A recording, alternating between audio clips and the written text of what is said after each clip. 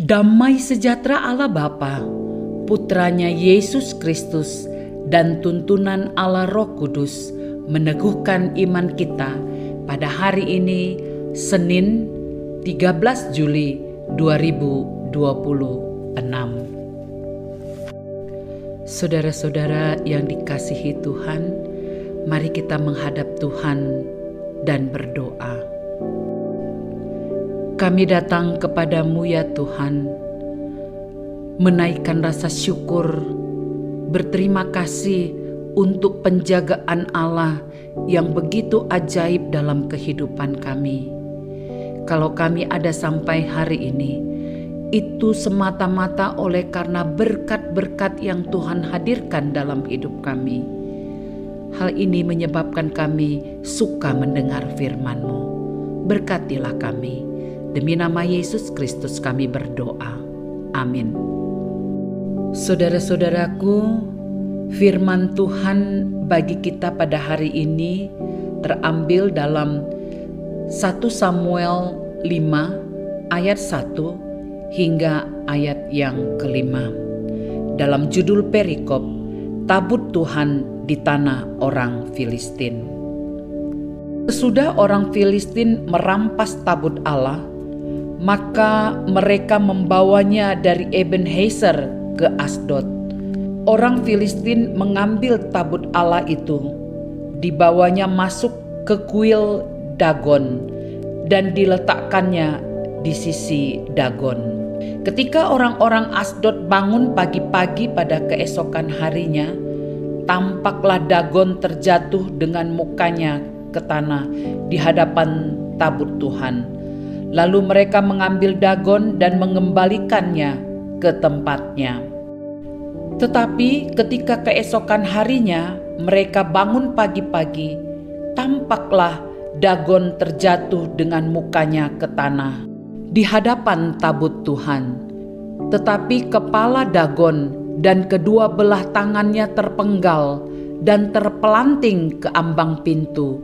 Hanya badan Dagon itu yang masih tinggal. Itulah sebabnya para imam Dagon dan semua orang yang masuk ke dalam kuil Dagon tidak menginjak ambang pintu rumah Dagon yang di Asdod sampai hari ini. Saudara-saudaraku yang kekasih, judul renungan ini, Tuhan tidak berbagi kemuliaan.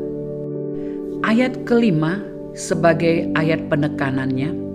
Itulah sebabnya para imam Dagon dan semua orang yang masuk ke dalam kuil Dagon tidak menginjak ambang pintu rumah Dagon yang di Asdod sampai hari ini. Bagian firman Tuhan hari ini menceritakan peristiwa ketika tabut Tuhan dirampas oleh bangsa Filistin dan dibawa dari Ebenezer ke Asdod. Mereka menempatkannya di dalam kuil Dagon di samping berhala yang mereka sembah. Namun di sanalah Tuhan menyatakan kemuliaannya. Dagon didapati terjatuh dengan mukanya ke tanah di hadapan tabut Tuhan. Bahkan kepala dan kedua tangannya terpenggal dan terpelanting ke ambang pintu, sehingga hanya tubuhnya yang tersisa. Peristiwa ini membuat orang-orang Filistin menjadi gentar. Karena itu, setiap orang yang masuk ke kuil Dagon tidak berani menginjak ambang pintu tersebut hingga hari ini. Tema renungan firman Tuhan hari ini, Tuhan tidak berbagi kemuliaan. Mari belajar bahwa kemuliaan adalah kehadiran Allah yang termanifestasi.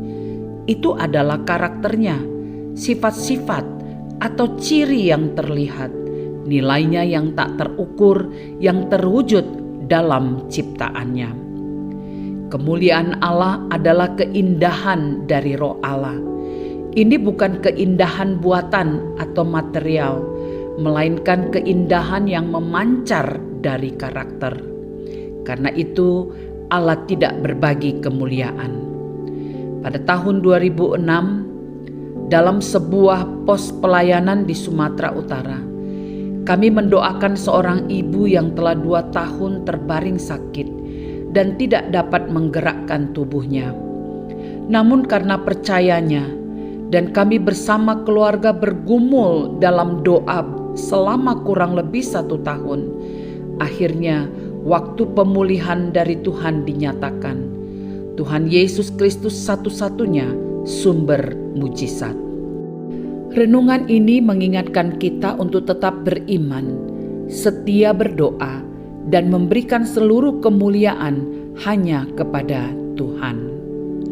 Penegasan, seberat apapun masalah yang kita hadapi dan sesulit apapun pergumulan yang kita alami, datanglah kepada Tuhan.